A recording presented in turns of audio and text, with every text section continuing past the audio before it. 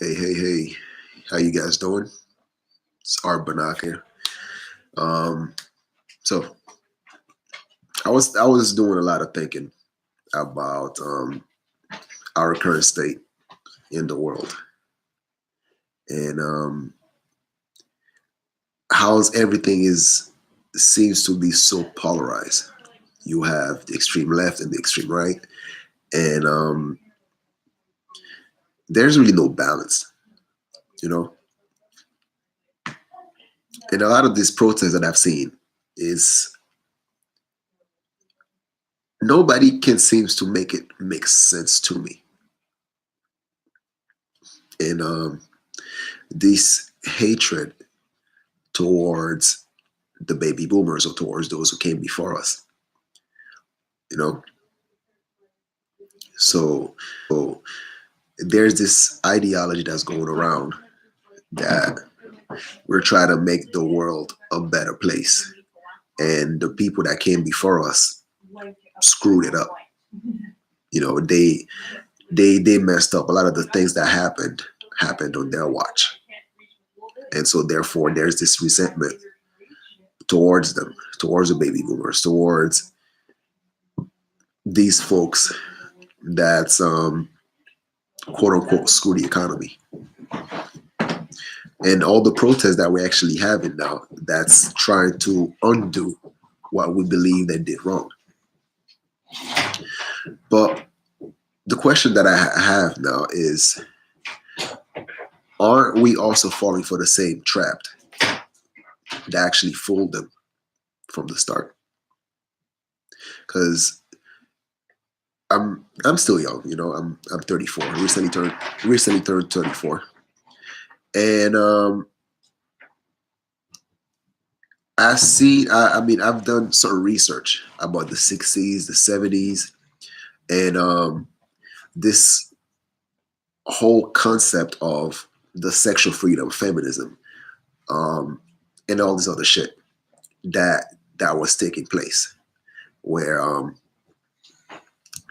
even though there's a lot of progress that was made, but there's also a lot of influence, a lot of things that actually went overboard to the point where now we see the result of those so-called freedom march or those so-called protests, and we have to ask ourselves: is it, you know, those those fights, did those protests actually make things better or worse? You know, and every action has a consequences, and a lot of time we don't want to think about the consequences because we want the self gratification of the now. You know, a woman should do whatever the fuck she wants with her body. Woohoo! Freedom. But 20 years down the line, 30 years down the line, when your look fade and when all the things that you used to fight against are now coming and bite you in the ass and you feel like you've been fooled. So where do you place the blame? It's the same thing with what I'm seeing today. There's this huge push against capitalism, you know, and this resentment of the middle class and the upper class. Whereas those people that actually are in those tax bracket, yeah, granted, some of them, you know, a lot of these wealth were passed down to them, but some of them also work their asses off to be where they at. So to me, to be resentful towards their progress, towards where they are in life right now, you know, that's it's like envy, you know, because it's similar to what we see in the black community, right? Where you have in high school, you have, let's say, certain people that sacrifice the party time, that sacrifice the being the cool kid. You know, they were the nerds, they were the hardworking students, and they sacrifice a lot of these pleasures in order to actually be somewhere in life. And then due to the fact that they made the right decisions, they you know, they didn't work try to be the cool kid. They perform at school. They perform at they become hard workers, and they align themselves with the right people. So now they are in a position to which they have to feel guilty because of what they were able to accomplish. You're supposed to give back to the community, but what can the community do for itself? I understand anywhere you are in the world, somebody had a helping hand in that success. But that helping hand came from your sweat and tears, your motivation, your drive to actually recognize a helping hand and take advantage of it. So, but now when we're looking at the millennial, and we want to point out the flaws, the mistakes that our parents have made. But they are now in the position to which they are going down the same cliff. All those programs they want to approve, the welfare state that they want to continue, and not realizing the welfare state is the reason why the economy is actually taken as it is right now. We can talk about all those conspiracy theories about how money is, there's no backing of the money, the financial system, how it is. We can lay all these faults towards the bankers. Yeah, we could do that. All these different manipulation, because I've studied these things just as much as you did, and more so.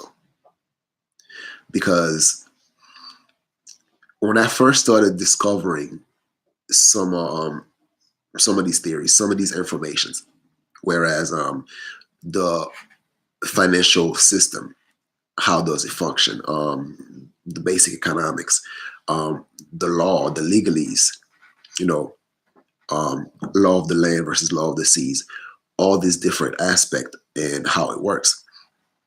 And first, yeah, of course, you're gonna get angry. You feel like, shit, this is the rules they've been being, this is the rule that is being played by. But once you take your emotion out of the equation, right, and then you take a step back, you study history, and then you realize every stage in history, there's always been these classes, this hierarchy, and that is being maintained by a very complex level of propaganda, force, class, whatever the fuck you see it. But that hierarchy is put in place. I mean, we would like to put, we like to think that it's being formulated by a small group of elite, the Rothschild, the Rockefeller, the Illuminati, and all these different group of people you want to believe that control your life. But it's not as, I feel like a lot of these conspiracy theories, granted, there's a lot of truth to them. There's a lot of truth to them. But the thing is, this world have rules. And once you understand the game, how it is played, you now have a decision to make. You have a decision to make. So you want this whole economic system to crash? Okay, fair enough. But you also have to deal with the consequences that come with it. Are you ready to protect yourself? Are you ready to actually live off the land? Are you ready to actually plant your own, your own food, grow your own food, gardening? Are you ready to actually go to the bartering system, to whereas you exchange a chicken for, I don't know, some potatoes or something like that? Are you willing to actually go through all that stuff to actually take the step backward? Because this interaction we're having right now on the internet, who's gonna maintain it? You can't just no longer swipe a credit card and actually pay for your bill, so therefore you can have access to these things. Yeah, you want it for free. What's gonna be the incentive to those who actually provide these services to you? You're gonna force them to provide it for free. So then wouldn't that be a different level of slavery? I mean, you can argue that we are slave right now. We are debt slaves. We're all, financial slaves. But every civilization has a level of illusion that come with it. At some point, we made people believe that whatever you're doing was in the name of God. That illusion seems to work for a long time. And when different nations were killing each other, they were killing each other in the name of God or whatever their God may be. Now that no longer work. So you have to provide human being a different incentive, and it was money. So you made people believe that, well, whatever you're doing now is for for a better future of your family. So their you direct their effort, their energy towards the gaining of towards the financial gain. You know, it worked for a little while. Actually, it's still working because a lot of people chase money as their end. But it goes deeper than that. You know, the reason why millennials are so upset with the baby boomers because they see the baby boomers, they see it's a representation of their parents, whereas their parents were so busy making money, try to gain that financial foothold and status, in the statistical plateau, to which they forgot what was the most important to them, which is the bond with family. They forgot to teach their offspring the lesson that would actually allow them to grow as a better human being. So then, therefore, when your parents are so busy working and try to actually have the 401k, those investments, and dedicating like 40 years towards a company or a corporation that never really give a fuck about you. And once you retire now, and then you realize you and your kids have nothing in common. You never had the chance to actually get to know your son or your daughter. And these are the kids now that are actually in the protesting. They have no identity. So they're now trying to shape the world into what they believe is right because they never truly had guidance from their parents. And because it's funny when you're looking at these little protesters, a lot of them comes from middle class, upper class, talking about oppression. And you're looking at me like, what fucking oppression? It's like it baffles me to to see these kids that pretty much been handed everything. Go to school. By the time they're 16, their parents bought them a car. They're allowed to talk shit to their parents and with no repercussion. So they basically been spoiled. And then now they actually go out into the real world unchallenged by the rules of their parents. And now they try to revolt at anything that resemble order in society, because to them revolting against orders is like revolting against their own parents, which makes no fucking sense. And these kids now are having kids which they also don't know how to provide any sort of order. So each generation is getting worse and worse and worse. But there is some good news, because if every generation is all about revolution, so that means that the millennials, the people that represent this whole multi-genderal fucking mindset or anti-nationalism, it's all about this whole globalist agenda, no borders, no identity, basically.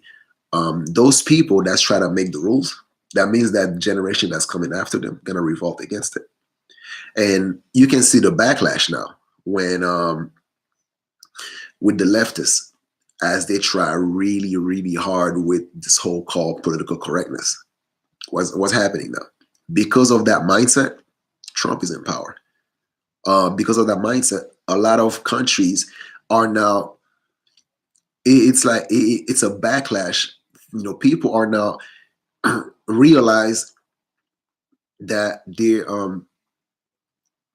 what they were supposed to be proud of, what they took for granted from the beginning, is being stripped away from them. That's why there's this huge push towards, national pride.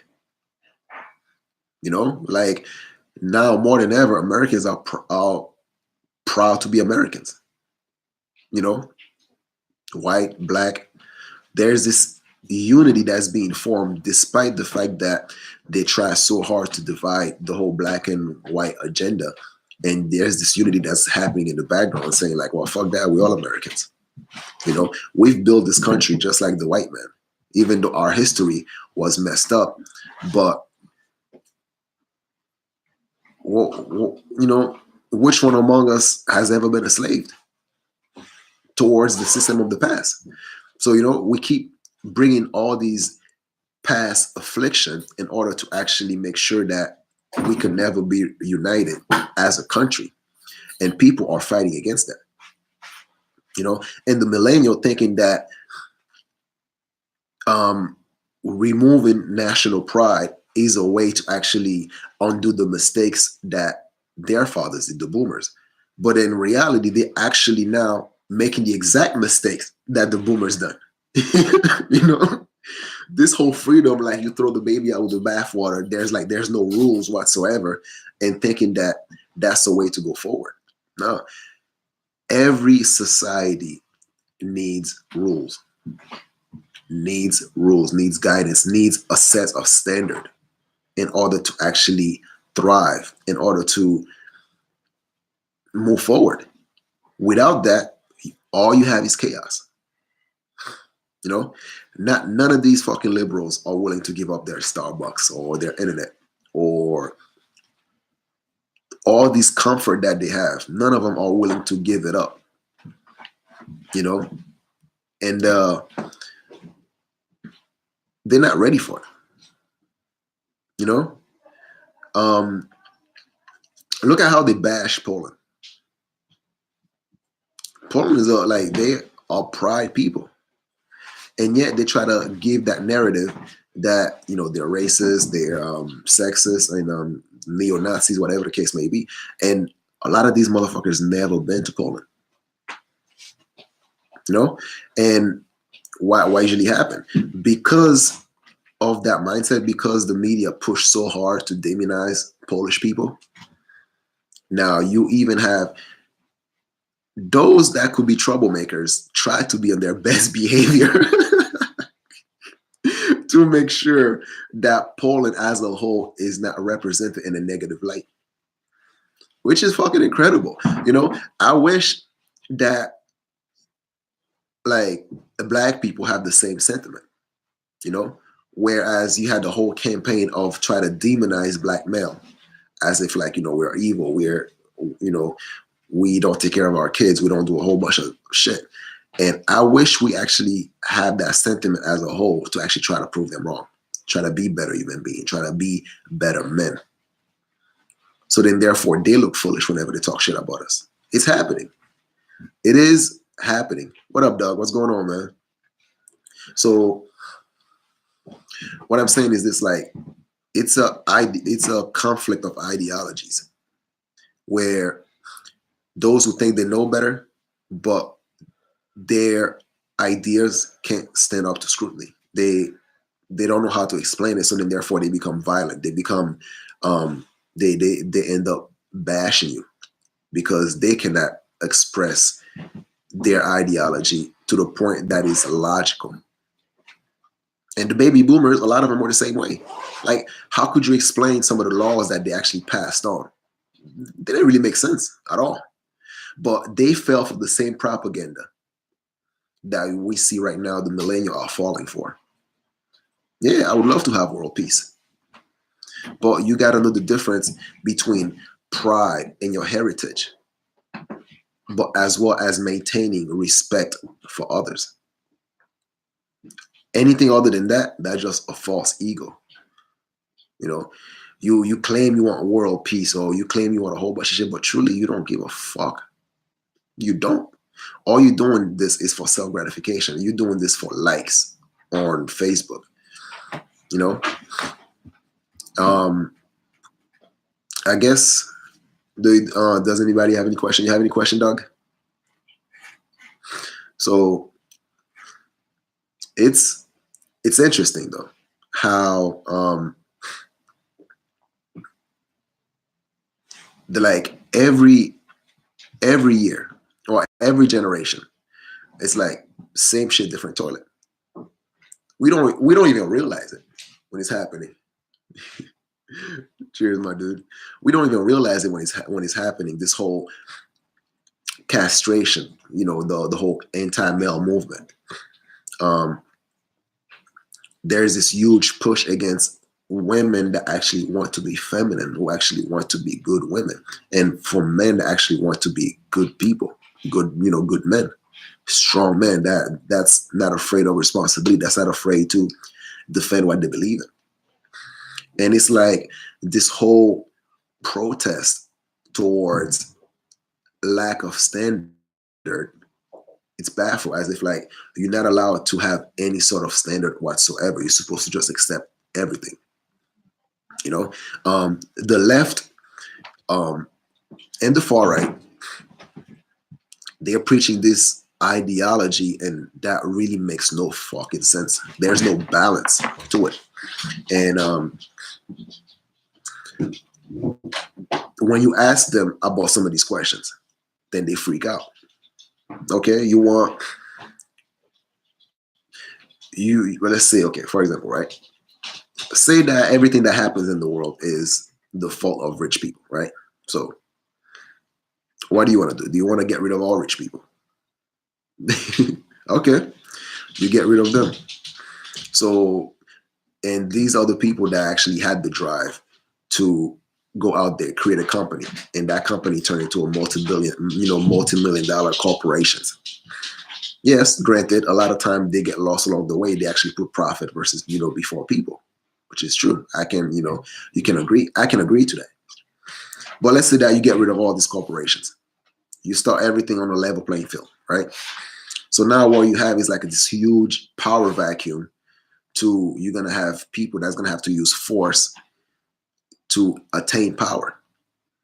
Versus now, wealth is being accumulated based on virtue, based on what you're able to accomplish, your skills. What do you bring to the table? And your wits.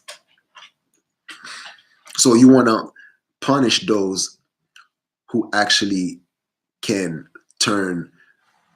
start a business from the ground up and and actually create a legacy for their family.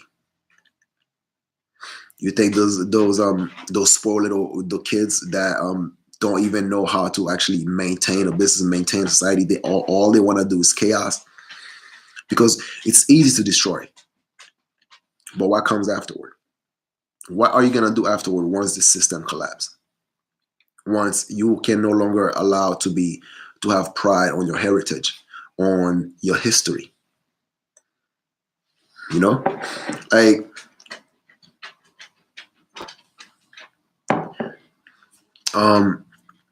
growing up in Haiti, right?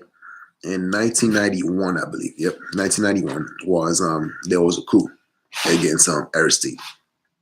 So Aristide was considered a president of the people. He was loved by the Haitian people. But one of his flaws was that he actually tried to turn the people against the elite class.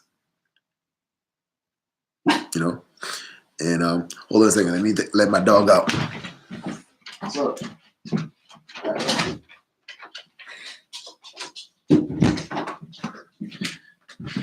So once he started to turn the people, the general population, against the elite class, right? Against the businessmen, those with money and wealth and influence. Once he started doing that, then there was no incentive for those business to continue to invest in Haiti. As a matter of fact, he was hurting their business, their profit margin. Yeah, there's a way you can actually fight for the middle class and for the working class. but you gotta have a level of cooperation. So once he, totally like, went against all these business people, so they're like, well, why should I invest in Haiti? Why should I support you? And so that actually created that vacuum to which now the US was able to influence the army, and that got rid of him as a coup d'etat.